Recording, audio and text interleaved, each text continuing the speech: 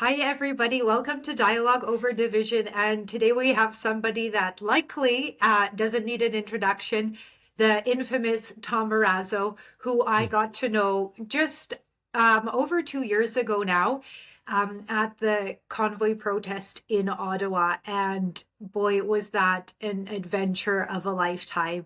I got to know Tom, and I thought that on the 2 year invocation of the Emergencies Act, we could have a little conversation and just have a chat about what went on there. So, welcome, Tom. Anything else you want to add? Yeah, I love the name of the podcast. And I'll tell you why I love it. After the convoy, when I was, back home, I found myself one day getting a lot of vitriol hate on social media. And as hard as I tried, I always tried to convince the opposing person on social media to actually have a conversation with me. Like I clearly had enough of a grievance to go to Ottawa to do what I did. Would you like to hear about that? Or, you know, what you heard in the media is not necessarily even remotely the truth.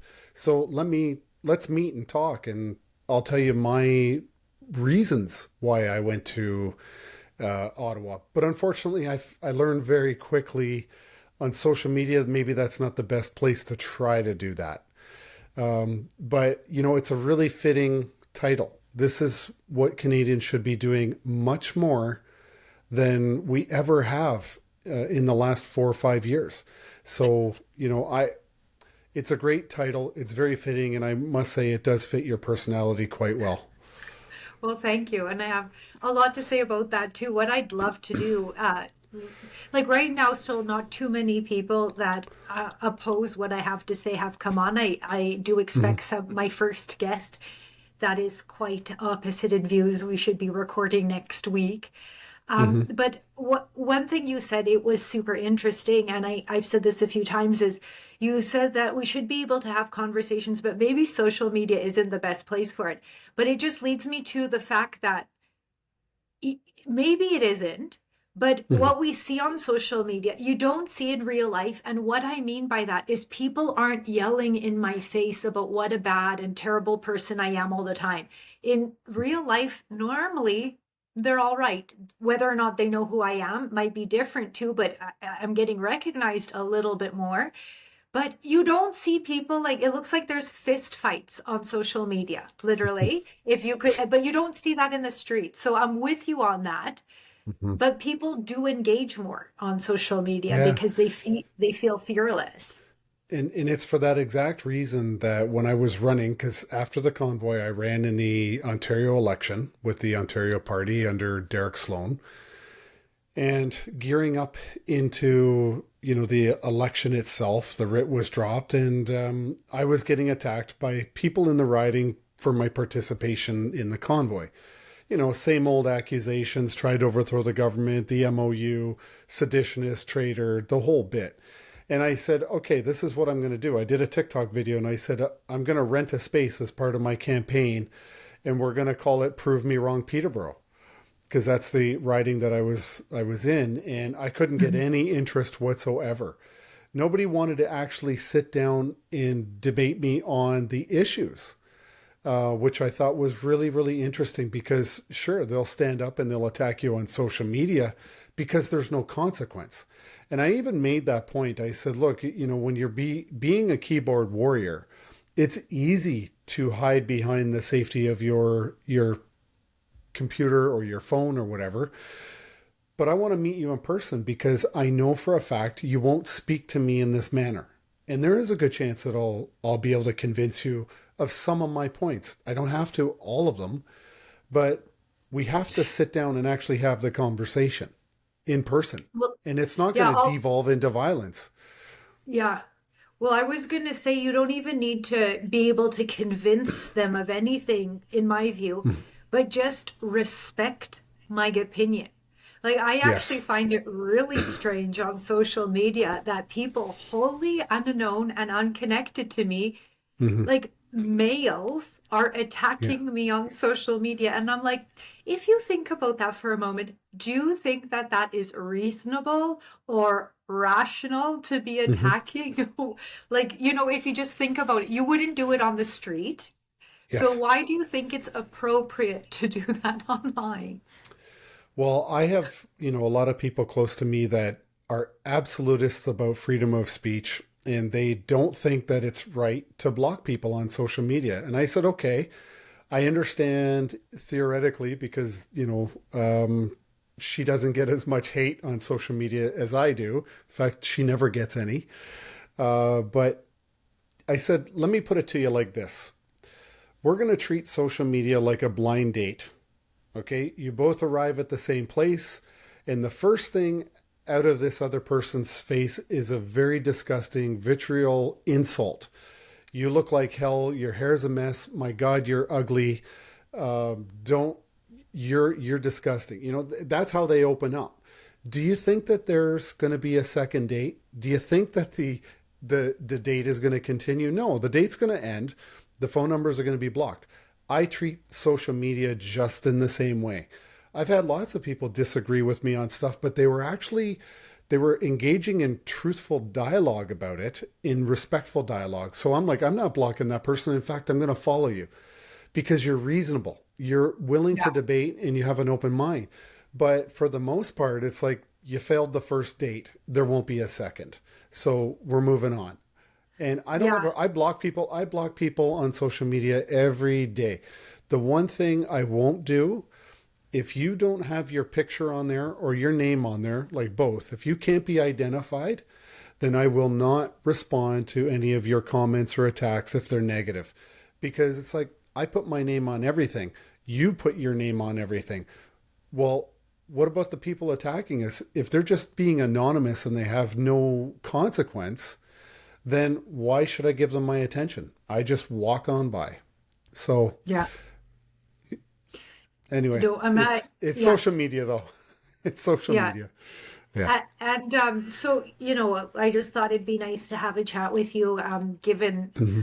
how we got to know each other and what we went through. And then, you know, I didn't go to Ottawa thinking that now I would have some kind of public presence, which I want to comment on for a second because, you know, neither you or I are public officials. We've Hmm. kind of created our own um, name now, but Hmm. we're really still just private citizens. That's another thing Yes. I just wanted to comment on and like highlight Hmm. is we're private citizens. And yes, now we have a bit of a public profile, but we're not getting paid in any respect to do this. Hmm. I'm trying to share and educate from a legal and political standpoint a little, but I'm quite surprised at the vitriol I still get anyway.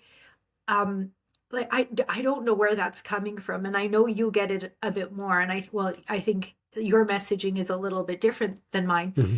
but I just don't understand it. Do you see where or why it's coming from?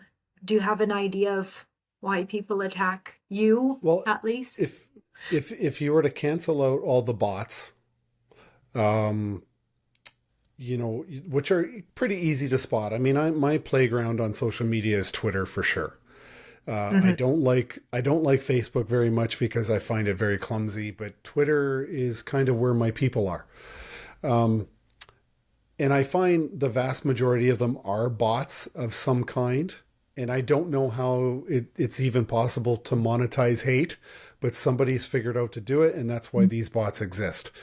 Um, but for the most part, I think it's easy to target somebody you disagree with. Again, when there's no consequence, you can hide behind your anonymity and your keyboard and say whatever you want because you see constant examples of that behavior on social media every day. I'd be lying if I said I didn't have a very different demeanor in my approach to tweets that I post about certain political figures, directly to them. I have comments, sometimes very, very strong, and I'll tag political figures in there.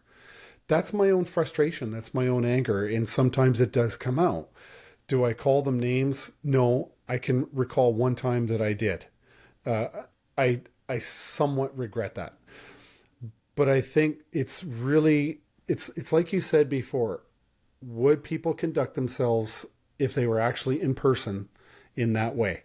And it's the anonymity that makes them feel much more brave and more enabled to mistreat other people. So Peterson also says this. Jordan Peterson was talking about, he believes he's an absolutist in free speech, but he also believes you should not be able to hide behind an anonymous account. Your identity should be front and center, and you should own your comments. And I think that's the second piece of this, is if you had a consequence for your actions, you would be more willing to engage in dialogue over division. But we don't see that because people can hide behind anonymity. And that's a real problem. And I think overall as a society, it doesn't make us a better society. It makes us a much worse society when we can just treat each other with such disrespect, with impunity all the time. So Well, like you, yeah, go go ahead. ahead. I was just going to say, except for that is only on social media. So let's get back to real life too. Mm-hmm. Your face was more prominent during the actual convoy, the protest, Mm-hmm. and like I was there, and nobody knew who I was, it was a great role. It was nice to Mm-hmm. be support. And then just be able to watch it all. And then even throughout the whole inquiry, I was there, but nobody knew who I was. But your face was known. You're in Mm-hmm. Ontario. I'm far away now in Alberta. Mm-hmm. Has anybody ever approached you and said to your face that you were overthrowing the government, you jerk? Do you want to know what's really funny? This is what my superpower is. I have never, ever once, not to this day, been approached in public. Nobody recognizes me. Um, I've never had anyone even recognize me in public and come up and talk to me. It has never happened. Oh, sorry. Hmm. It did happen once at a friend of mine's church. One person there did recognize me because he was a supporter of the convoy. Okay. Um, so, but I will say, in truth, that is my biggest fear out in public is somebody who didn't support the convoy recognizes me and decides to verbally abuse me in front of one of my kids. And that is something that I'm very concerned of. So I guess my superpower is that people recognize the name and they'll associate me with the convoy if they see a media story or a podcast or something. The association's there. But out in the street, I've never once been recognized. And I think that's a good thing because I do like my privacy. And again, I am concerned for an incident happening in front of my children. And that's fine. Now, the opposite is true. Um, and this is not from an egotistical point of view, but my children, my daughter is very young, my son is a teenager, but my son was not a supporter of the convoy. And sometimes I think, it'd be nice for somebody who does recognize me to come up and talk about the positive aspects of the convoy in front of my son. So that my son kind of would look at it and go, that's interesting. That's never happened before. And, it's just to kind of maybe affirm a little bit in the mind of my own son that what a lot of people did in Ottawa was not what the anchorman told the general public about us, that we did go there and we did do good. Well, was that where your son got his understanding of the convoy was from the media? That's a great question because like in his home, there is no media. Nobody has cable there. They don't watch. And we could never understood why he was so against the convoy. Hmm. We just, to this day, still don't understand why he was so much against it. He's come around a bit. Um, but when Could he it have first been, learned, this could have been me, like me as a kid, what about, was it maybe just that you had left? For, because you planned, you went with like, a couple socks and a small Yeah, bag. I'm not talking about the yeah, underwear, but yeah. I know it was limited. And maybe he's like, Dad ditched me. I thought he was Well, just gonna go for 2 days. yeah, I unfortunately I don't have custody of him, but I did miss his weekends. So I do weekends with Mhm. him, and I did miss the weekend. And me and his mother discussed what do we tell him, and we decided we knew he was against it. We decided not to tell him that I was there. But when he did find out, when I got home and I told him, he was so angry. He was absolutely livid that I had any participation in this at all. Mhm. Which is, he's come around. I tease him all the time about reading my book because he hasn't read my book, and so I tease him. But he's almost 18 years old. He's not going to read a serious book right now, even if it's about his own dad. But Especially if you ask him to or tell him I to. know, especially if I tease him all the time. He's taking an English class in high school right now. I'm like, oh, maybe you could do a book report about your dad. But it's yeah, and my daughter's pretty young, so she didn't quite. She knew I was there. Um, in general terms, she understood, that a lot of Canadians were going to Ottawa to protect the rights and freedoms of other Canadians. So, from a very unsophisticated, at the time, 6-year old, she, in general terms, that I went to do something good. That's all Yeah. she needed to know. So, Yeah. Well, yeah, that's just interesting that your kids had such divergent views, and mhm.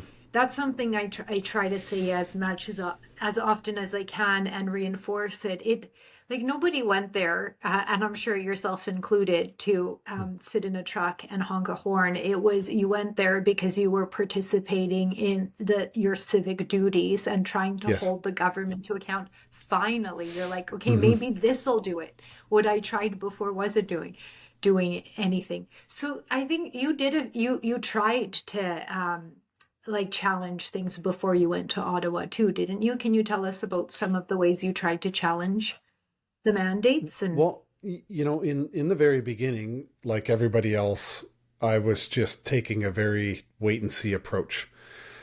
And then we went in, I was a college teacher, and I was in class for the first 6 months that I started teaching. And then we got hit by the lockdowns. And I knew right away that this was not what it appeared to be. And so I was really playing the gray man. I was collecting information about, the way the tides were turning. But then 18 months after the COVID lockdown started to happen, I lost my job at my college because my college where I was teaching implemented COVID-19 mandates. And it came along with a very threatening email to all the staff and faculty from the president of the college. So I wrote a response to this, and I kind of did the equivalent of a reply all to the faculty, the president, all the senior leadership. I included them because, unlike the trolls on Twitter, I put my name on everything that I do. I take responsibility for it. And so I sent out this email to about 250 of the faculty, and basically saying, I don't know how you're going to get around these 10 different areas of Canadian law. Anyway, within 3 to 4 days, I was fired with cause for violating spam. Yeah, it's pretty incredible. Violating the spam policy, criticizing a college policy, and they said because I mentioned that I knew about other class action lawsuits that were being considered. I mentioned the class action lawsuits against universities and college that are doing this. And they said that I tried to incite a class action lawsuit against my college. and So that's your cause for I getting got fired fired? with cause. Yeah. Yeah. And here's the irony, right? That particular college has one particular professor there full time who is so horrendous that he routinely is responsible for 1/3 of the student population dropping out of the program that I taught in. And yet they couldn't get rid of them. I never got fired because I wasn't a good teacher. In fact, all my ratings were in the high mid 3s out of 4s from my students, not the faculty, but from my students. And I was fired not because I couldn't do my job. I was fired because I stood up and I said, no, absolutely not. You're not going to violate my bodily autonomy. You're not injecting an experimental intervention that I don't want, and you can't meet the basics of informed consent. And I'm not a lawyer. Like, this is pretty basic, like I would imagine, first year law school stuff, or if you've been an extra on Suits, you would know this. But Well, if you signed any contract. yeah, like this is pretty basic stuff. But here we are, two and a half years later, almost. I lost my job, and I was really defenseless to go after my college because the collective agreement forbid me from taking action against the very people who fired me because the collective agreement prevented it. I had to go through the union, and my union did absolutely nothing but side with management. Yeah. Right. So this was kind of the first where I was like, okay, now you've motivated me to go from the gray man to actually becoming very active. As a result of getting fired, sold the house, moved 300 kilometers away, purchased land. We moved into an apartment very quickly. And about 8 weeks later, I was standing in the middle of the Convoy at the Ark Hotel. So, things happened So, very fast. yeah, and when you sold your house and bought land, why did you do that? Reason I bought the land because you have to remember the state of Canada in the state of anxiety and fear. Okay, and for people to say, you can't possibly compare, something like the Holocaust to what was happening during COVID, the height of the lockdowns with COVID, and I absolutely disagree with that because what people have to understand is that Adolf Hitler became the Chancellor of Germany in 1933. Okay, it wasn't until 1945 when the Allies discovered all the concentration camps. Okay, from 33 to 39 when he invaded Poland, he was setting up all these concentration camps. He was targeting people, his own people. He was doing some pretty nasty stuff. It's not like you woke up one day and suddenly all this tyranny was happening, this fascism was happening in your country. It took a long time to do this. So obviously, and here's the other thing I tell everybody. The greatest mass murders in human history, without exception, have always been the governments of the very people that they ruled and then murdered. So I didn't see Canada being any different. And the way that this was trending, I knew that this was an all-out assault, an attack on the Canadian public by the political class in this country. The opposition did nothing. Provincial premiers did nothing. Nobody activated their emergency management offices to handle this public emergency. It wasn't a medical emergency. It was a public emergency. The military was soporific at best in any response that they could have mounted or tried to mount. But, I was looking at it like I want to buy land and I need to get off grid. I need to get away from society. I need to protect my family and start building a network, leaving society behind. And I started accumulating doctors, nurses, dentists, tradespeople, people with skills. And this is what my vision was like. This needs to become a safe haven for my family and people I care about. And, I know of many, many other communities that were doing this. So I can think of at least 3 other places where if we were run off my land by the government, I had 3 other places I could have gone to. Okay, so Just it's just It's just Yeah. incredible to think that that's what your mentality was at, hey, is like you had your Mhm. own experience. You were Mhm. also taking from some history that you're familiar Mhm. with, and you're like, this is not looking good. I need to protect myself from my own government. And those were the steps you were taking to do Mhm. so. It's It's brutal because crazy. I spent 25 years in the army. You know, from 16 years old to 42 years old, I was a soldier in the Protecting Canadian who? Army. Protecting Exactly. who? Exactly. The very people that now a lot of them view me as a seditionist, right? Yeah. And when I served, I in my mind it's like I gave my oath, and it's really interesting if you really want to know the truth. Canadians, when they join the military, don't swear an oath to the people. We don't swear an oath to the Canadian Constitution or the Charter of Rights. We actually swear an oath to the, in my case, the Queen, now the King, his heirs and successors.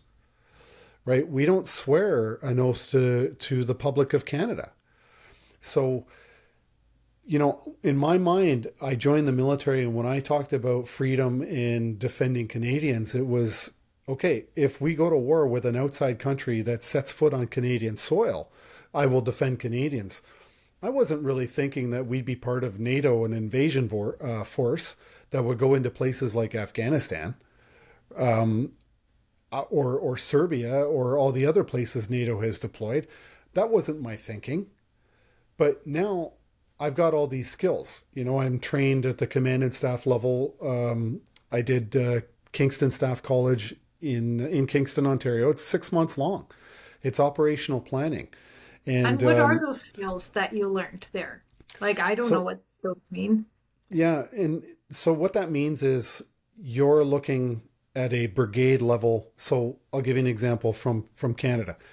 CFB Petawawa, Edmonton, Valcartier. Those are three regular force military brigades. Like that Hmm. base houses a brigade and various support staff. That is the to the level of training. So it would have qualified me to be promoted to the rank of lieutenant colonel. It's battle group, and so when a mission deployed to Afghanistan, so every 6 months, you know, Canadians know every 6 months there'd be a new rotation of soldiers that go into Afghanistan, as an example. That's a battle group. So the training I was taught was to become at the level of a commander of a battle group to go into a sector of, say, Afghanistan or Bosnia or the other places that Canada has deployed. So that's the level of training that I received in the Army. And so, you know, when I got to the convoy, a lot of what I was trained, a lot of the way I thought, and this is particularly important how it relates personally to you and I and how we met.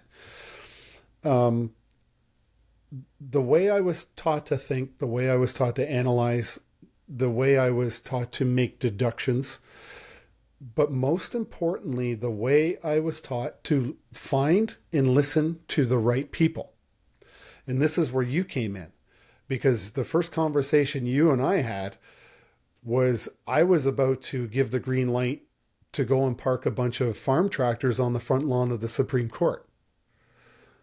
And I said, you've got 5 minutes. You've got 5 minutes to convince me why I'm not. Because you were the very last person on my checklist, right? I learned that from the military because the military always deploys to a battlefield with lawyers. Mm. And people don't understand that because now you're in a battle space that has civilians, has culturally significant infrastructure, and we abide to the best of our ability to the rules of or the laws of armed conflict. And Hmm. so lawyers are always at the table giving it legal advice when a commander wants to take, you know, physical, kinetic, decisive action. For example, if you want to, a commander deems it necessary or is ordered to take out a high value target, you conduct something called a targeting board. Lawyers sit on the targeting board. Okay. So Yeah. in my Oh, case, that's when you guys interesting. showed up, you were automatically on my list and you were the last person on my checklist. And I made sure that whatever I wanted to do, I discussed it with you, not for your permission, but for your advice to protect myself and to protect everybody else. Right. And that's the difference. That's the difference between a lawyer who gives advice to the client. It's up to the client to decide to do what they want with it. Right. Which is what you and Keith have always taught me. So I wanted your advice. You convinced me, not in 5 minutes, but in under 30 seconds, that what I was about to do was going to be very harmful. And we called it off. Okay. So this is all, there's a methodology and a mentality that you get from serving in the military. The first thing that I did when I got there, because of my military training, the first thing I did is I got a big map and I had a bunch of people get the table with me and identified vulnerable infrastructure. Hospitals, police, fire, nursing homes, everything that was vulnerable. We circled it on the map. We said, those are no-go zones. We don't go anywhere near those. If we're there, we clear out. And the second thing I did is I said, we must open up safety lanes. We must open safety lanes. Who gave you the authority to do this? Well, that's a great question. That's a great question because the answer is nobody. Nobody. No. Yeah, nobody. Yeah, I just wanted to highlight the fact that you decided to pull out a map and identify vulnerable people. And why would anybody listen to you when you said this is a no-go zone? Did they always listen to Tom Marazzo? You know what's funny, I'm glad you're asking this because I did write about this in the book that James Botter, who's the one who initially invited me to come to the convoy. He was one of the leaders of Canada Unity. Never heard of James Botter until that phone call. No idea who he was. He brought me there. But when I got to the Ark Hotel, there was a big giant meeting in the conference room at the Ark Hotel. And there was 2 police officers and a whole bunch of truckers. And I had no idea who anyone in that room was. But James brings me in and he introduces me as if though I'm Allied Supreme Commander, NATO forces, World War II, I'm Patton. And I'm like, man, I was kind of not really that significant in the Army. Okay, I just stuck around for a long time. But I knew better than to try to correct him in front of the entire room. I'm like, okay, he oversold me. I'm just going to use that as a first impression so that people will want to talk to me. And then from there, I thought 2 things I have to do. I'm going to have to prove myself. And one, I'm going to have to correct things that James said about me. He introduced me as, being at the G8G20 summit in 2010, which is true. I was there, but I was the nighttime duty officer. I wasn't running the thing. Okay. I will say that had the police let the military run it, it would have been a huge success instead of the failure it was. It's just that it wasn't a military problem. No, the G8G20 summit in 2010. Okay. It's not the jurisdiction of the military to run something like that. It has to be law enforcement. Well, can we just pause on that for a minute? Sure. Because that's something, we could talk about that too. Is like, I've been saying this time and time again, like what happened in Ottawa was just a massive mismanagement of all police authorities and government officials. And I'm not happy to say pure incompetence. And it's just interesting that you said that about what happened in Toronto, and because it's the jurisdiction of the local police force. But it seems like they just, haven't they learned that they're not sophisticated, or not even just sophisticated, don't have the resources or the manpower or whatever it is to take that kind of action and manage it in a better way? Yeah. So this is a brilliant question because I have, in my time in the military, I was a reservist while I was in high school and in college. And then after I graduated college, I joined the regular force. Years later, I was posted back to my old reserve unit. So I was a full-time regular force member of the military posted back to a reserve unit. My commanding officer of that reserve unit, my boss, was a reservist, was a part-timer. In his day job, he was a police officer. So I had many conversations with him about the police versus the military. Yeah. And I said to him one day, I said, sir, you've got all this training in the military. You're also on the SWAT team. He was a bomb tech. He was a sniper. He was a training sergeant for the tactical team in Niagara. And I said, who benefits more? Does your police training benefit your military training, or does your military training benefit what you do in the police? And he just looked at me like, are you kidding me?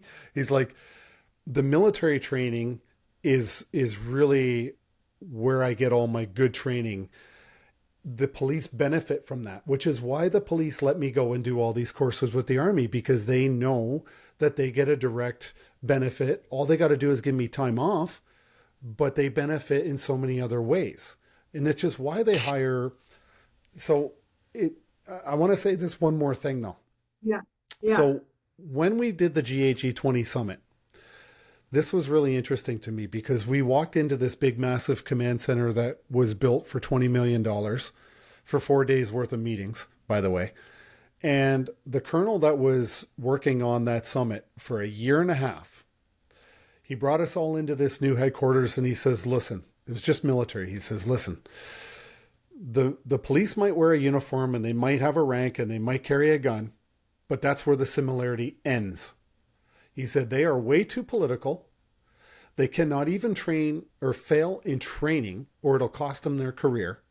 And so they are not going to train with us. We trained for a month before that event. They didn't train at all. And that's why you see it was such a nightmare. The result was brutal. And the lawsuits are still going on to this day. And Bill Blair was the chief of police. He was the chief of jurisdiction in that event in 2010. So the last thing I want to say about this is that, the police are political and they have many reasons why individual police officers won't speak up, why they're not highly trained, they're unionized, whereas military are not. It's such a very different philosophy. And there's a lot of risks. They don't want to fail in front of their peers because it could cost them their next promotion. And just like the military, they do eat their young. So it's a very different beast. Yeah, they eat their young. The military as well. You make a mistake, you pay for it in many ways in your career. But you learn from it. You learn from it, but it doesn't mean you'll get career progression. Okay. Yeah. Okay, so you identified something that really is shocking and kind of bothersome. Is you're saying that the military provided so much training to this local officer. Yeah. The local officer, you don't get any training similar to that. Yet, who is it that you would interact with on a day-to-day, Canadians? It would be with your local police. Those are the people that are like protecting you day in and day out. Whereas the military is the one that, you ship them off outside of the country. And I think I recall you saying that, of course, you have respect for police because when you had to leave your home, you knew you were leaving your family with the local police. But that's quite something I think maybe people don't think too much about, and it makes sense. The Army is big.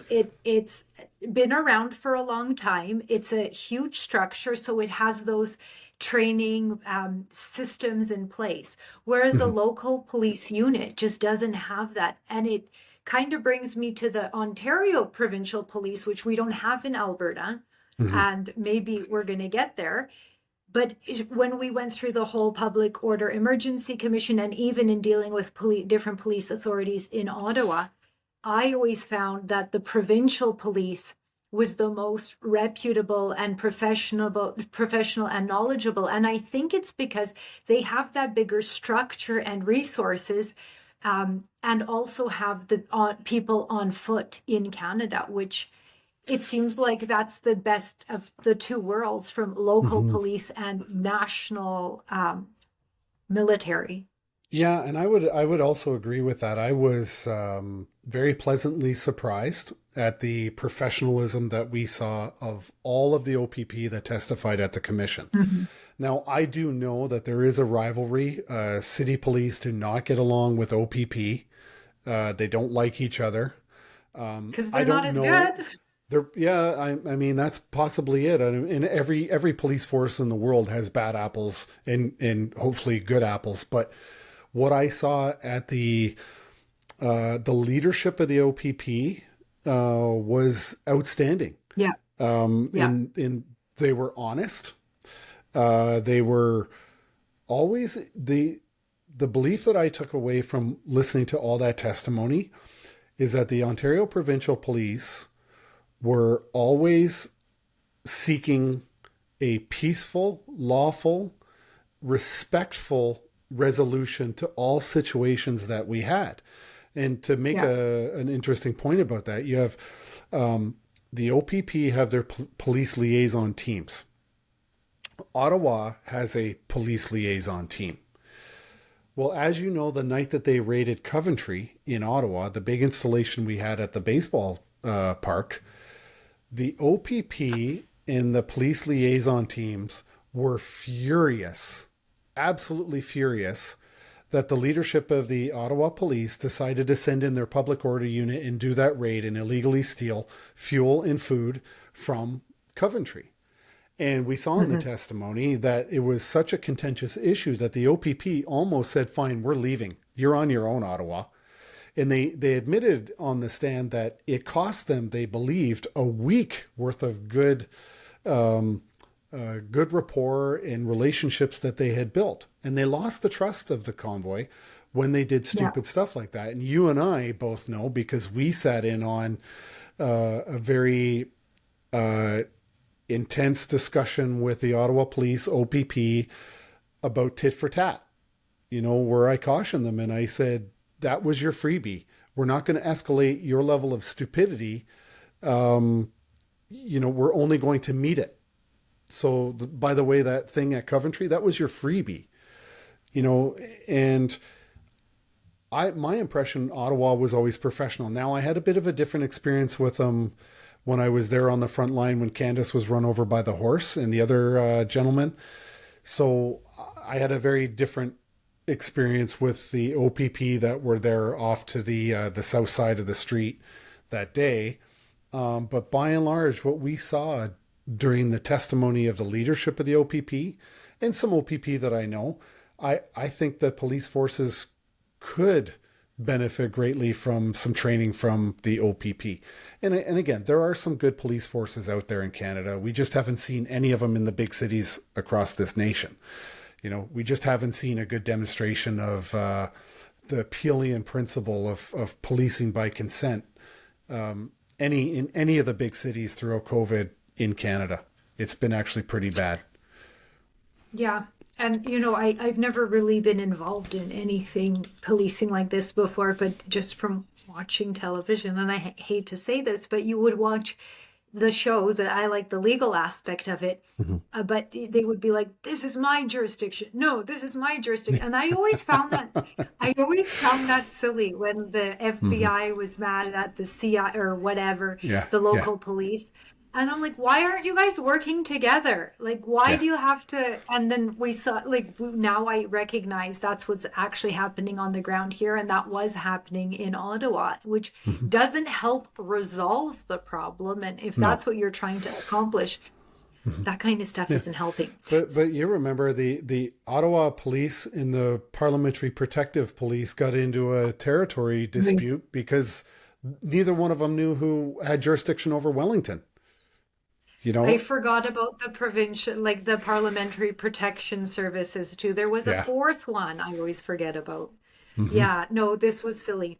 But I do want to, I do try to talk about civic engagement and things like that. So I want to talk a bit about your run for elected office. And I know it was shortly after the convoy, and there was still, it was a time when things were unfortunately very divided in this country, and it still is. I still feel like more so in Canada than I've been outside of Canada since. And there's still an air about it, and it's tough and it's unfortunate. But tell me how that went. What were some of the things that you were surprised about? Some of the things you were discouraged about running, just generally too.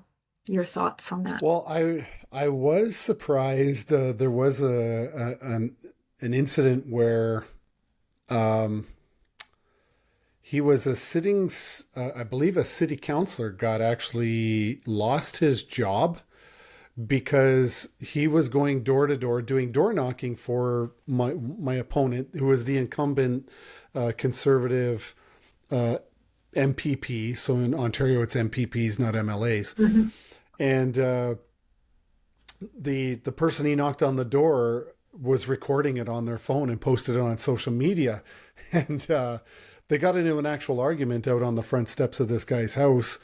And when he said, well, who are you voting for? And the guy said, I'm voting for Tom Marazzo. And the guy laughed. He's like, he's got like a 1% chance of getting elected, which is wrong. I got 4%, but 1% chance of even getting elected. But as a result of that, he wasn't supposed to be doing his door knocking. It was a conflict of interest. So he had to actually resign from his position. But like, what was surprising to me is that you couldn't penetrate into the city at all. What do you mean? Like, I could not get any headway. I couldn't get votes that were coming out of the residential or urban areas within the city of Peterboro. So the whole riding that I was trying to get elected in is huge, but there's only really Peterboro as the big city. That's where the vast majority of the population is in that riding. Everybody else is pretty rural. But I just couldn't break into, get the attention of the people in the city. Now, the vast majority of my votes came from rural areas, right? Because as you know, rural people have a different mentality than people that live in the cities. It's just a very different mindset. It's more independence versus reliance. And so that was surprising for me that I wasn't able to even get some headway inside the city of Peterborough. Just before, and I want to talk more about that, but that it was which party was it that you ran for? Sorry, It was Ontario. the Ontario Party. The leader of the Ontario Party is Derek Sloan. Derek Sloan. Yeah.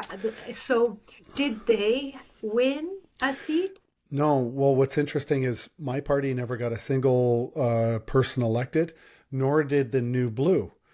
Yeah. So the New Blue there's 124 seats in Ontario. Yeah. We had 108 candidates. The New Blue had a full 124.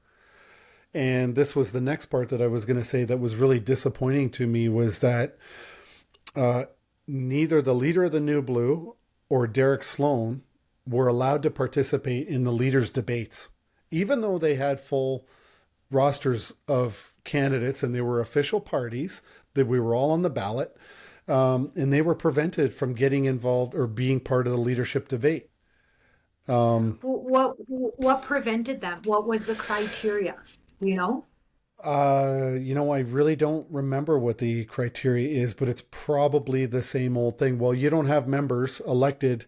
You don't have one MPP, Well, so why should we let you into the debate? Well, it's like, well, so federally, it's yeah. you have to have 5% because, and I know this from my conversation with Max Bernier, is he was saying his goal is to get 5% Yeah. in the general election, and then he's going to be able to debate in the next one now coming up. Yeah. But that's why I just wanted to comment, because you were saying that I couldn't penetrate the city dweller. Yeah.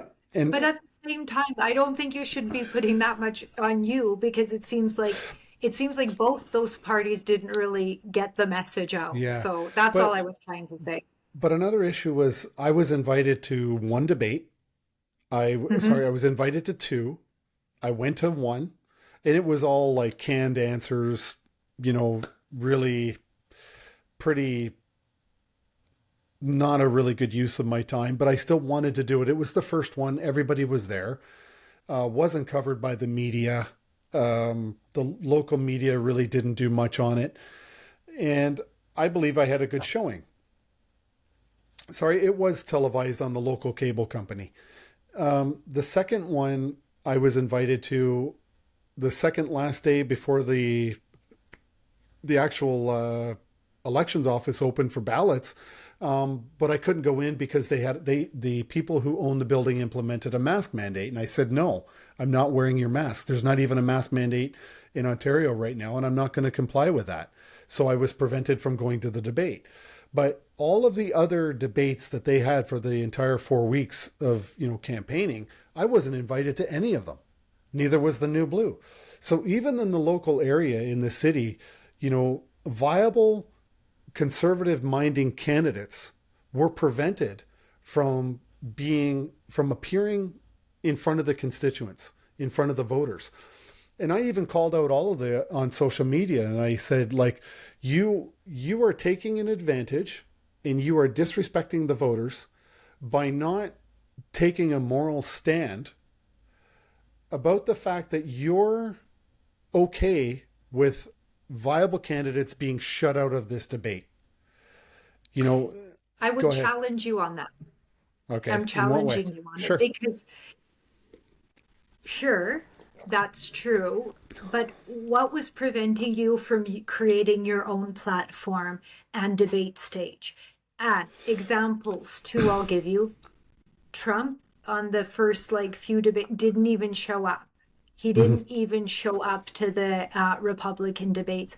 Pierre Poilievre also chose not to participate in one of the conservative leadership debates because he said, that's not worth my time right now. And Hmm. at the same time, you said that these weren't televised except for maybe one that didn't have a lot of mainstream attention. And the reason I'm saying this is because we're in a totally different time. And Hmm. this is what I always like, me too. I'm too much optimistic sometimes. I'm like, everything's going to be okay. We'll figure it out. Hmm. But in this case too, we have these opportunities available to us. Like you have now a much bigger social media platform, likely than your candidates had, possibly, Hmm. maybe not the incumbent.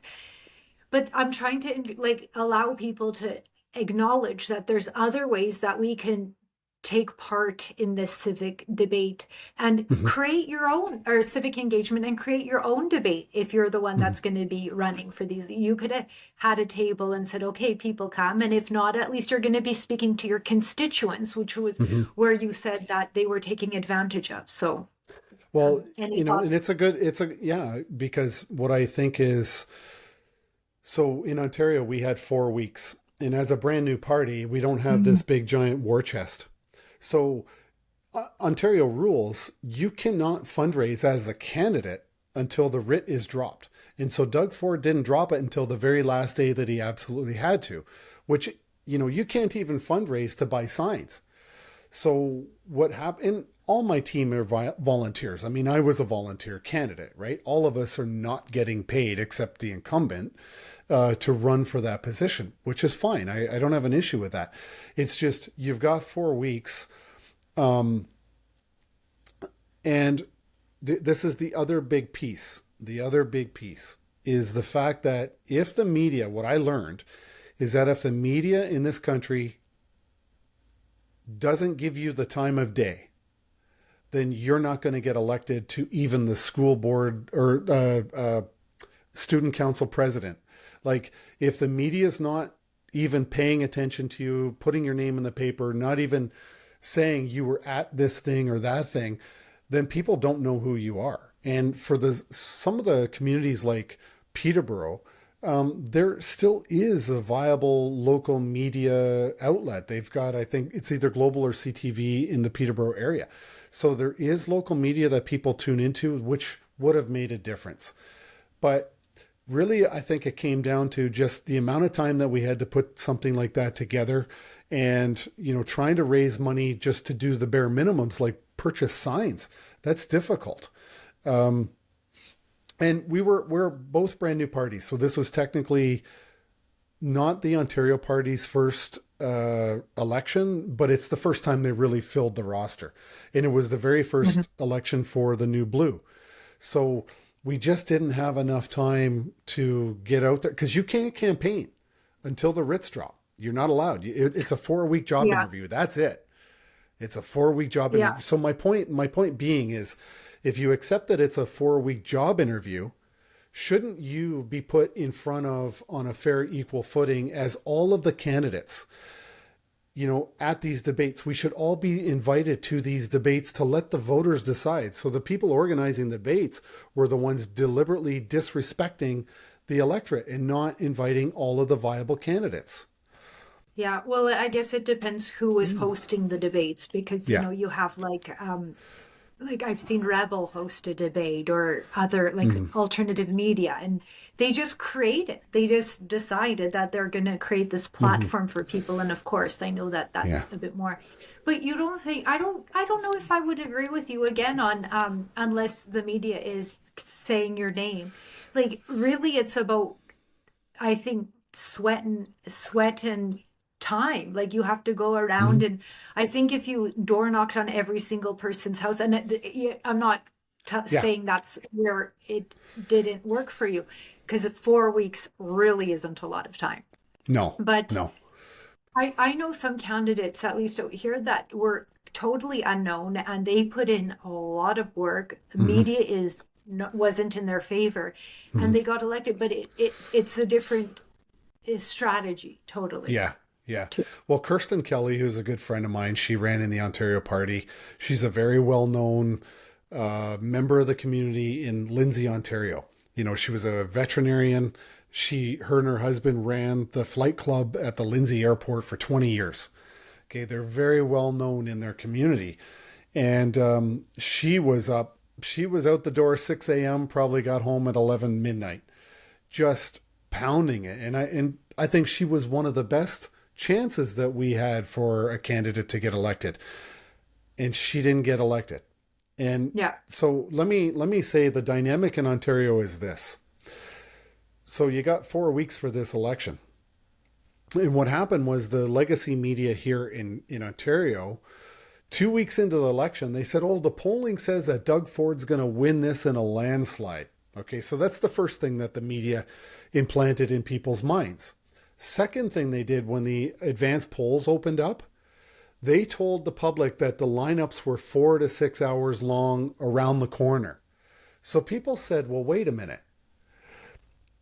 If he's going to win it in a landslide and I got to go stand in line for 4 to 6 hours just to scratch an X on a ballot, why should I bother? And so we had the lowest voter turnout in Ontario election history, with 43% of eligible voters came and voted for Doug Ford. And you know what the result was? He got 20 more seats than he had previous to that election. All the while, there was two viable conservative-minded parties in that election that got zero media attention. So the media was also, in my mind, supporting Doug Ford's bid to keep his job as the premier.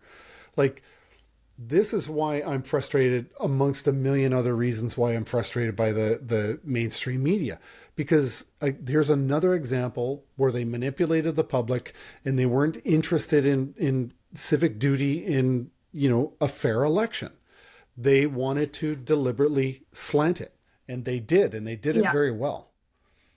Yeah, well, So, I on yeah. the media bias, I agree with Yeah. you, and I think that I've said this a few times too, is I think that if I blame anyone the most Mm. over the COVID time and this craziness, am now blaming the media the most, because they have a duty to hold the government to account and ask questions. And not only did they not do that, they Mhm. just amplified the government's message and divided Canadians. Mhm. Elected officials will take advantage. And lawyers, could have been a bit more aggressive. Citizens could have been more engaged. And the Mhm. judiciary, of course, could have been more risky. But it's the media that I Yes. really think that failed Canadians the most. And though I've been saying this a lot, here's my optimistic side. Again, it allows regular Canadians like you, myself. I didn't ask to have a voice in Canada. Mhm. And now people are coming up to me all the time saying, I really appreciate what you're writing.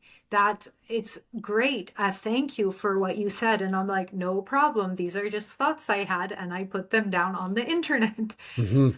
But before I forget, I do want to also say that, just with what you're saying, I heard somebody say, with when you go to vote, it's basically one third the person, one third the party and one third the leader of the Mm, party. So there's another combo and information, because again, if you guys, those two conservative parties, there's still a lot of work to do on it. yes. And it could have to do with the leader. And Hmm. then, so when it was you or your star that you mentioned, the Lindsay star, she Hmm. only had one third going for her on Yeah, her own. I think that's Yeah, fair. anyway. That's fair. Um, So I usually try to keep these around an hour, because then people are like, okay, enough of yeah. that. But is there anything else you want to share with us? Like, again, this Uh-huh. is the Yeah. 2 year anniversary of the invocation of the Emergencies Act. Okay. But I'm going to ask you, because you're a good wordy man, 2 words. How would you describe the protest in Ottawa in 2 words? Or one sentence I'll give you, but only one sentence. Civic duty. Beautiful. I say beautiful chaos.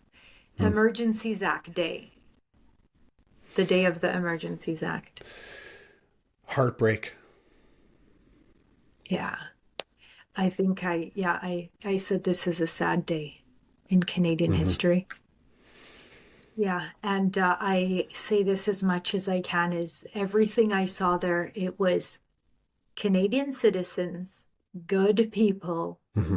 talking to the police, talking to city, just trying to do the best they can.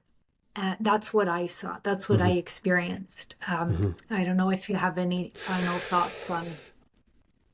Well, I I want one little final story that I want to talk about before you let me go. I want to talk Yes. about I want to talk about what was going through your mind the 25th of November last year in November, when you just before you cross-examined Justin Trudeau at the commission. Oh, What was that morning like for you? And I know you're the interviewer, but I was there. I was no. sitting beside you, and we had that Yeah. morning together. We've never really talked about, like, your stomach must have been like a an acid factory. Acid and butterflies.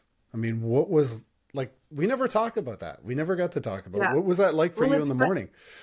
it's funny you said November 25th, and I'm like, what happened? Like, I was like, what is he Yeah. even talking about? So you, as you very well know, is the night before the cross-examination of the Prime Minister, we had decided as a group, Mm-hmm. with the clients, that I was going to be cross-examining the Prime Minister. So I didn't have too much time Mm-hmm. to worry about these things, but I did. So we got the questions together. And then a funny part of this is, I don't know if you remember, because we were all in this apartment complex at 5 or so in the morning, the fire alarm went off. So I'm like, and I went to bed, I don't know what time, like quite late, and of course, like a little anxious. And then I'm like, okay, I'll get a nice, good sleep, as if, and then get this alarm in the morning. So that was the start of my day. Mm-hmm.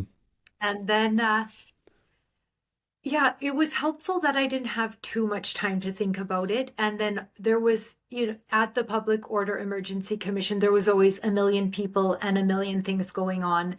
Um, there was a funny incident when I was just going over the questions again, but we'll keep that to the private members right now. Yeah. But people have often asked me what I was thinking when I asked the questions of the Prime Minister, or what my thoughts were of him. Mm-hmm. And my answer on the first time, I was like, I wasn't really thinking about him. It wasn't about the Prime Minister. And this is why part of the reason that I was asking the questions is I was in Ottawa when it happened. I was intimately involved and saw what was going on. And I appreciated the harms and the concerns people were talking about. And when I was asking the questions of Justin Trudeau, I was asking on behalf of 6 million people, and I felt that, and I was thinking about that, and it wasn't about him, it was about them. Mm-hmm. And So of course, I was nervous, but I was trying just to channel all of that energy from all these people that wanted to be heard, that were harmed by what he was saying to them and what he was doing to his own citizens. Mhm. So that's kind of where it was. Yeah,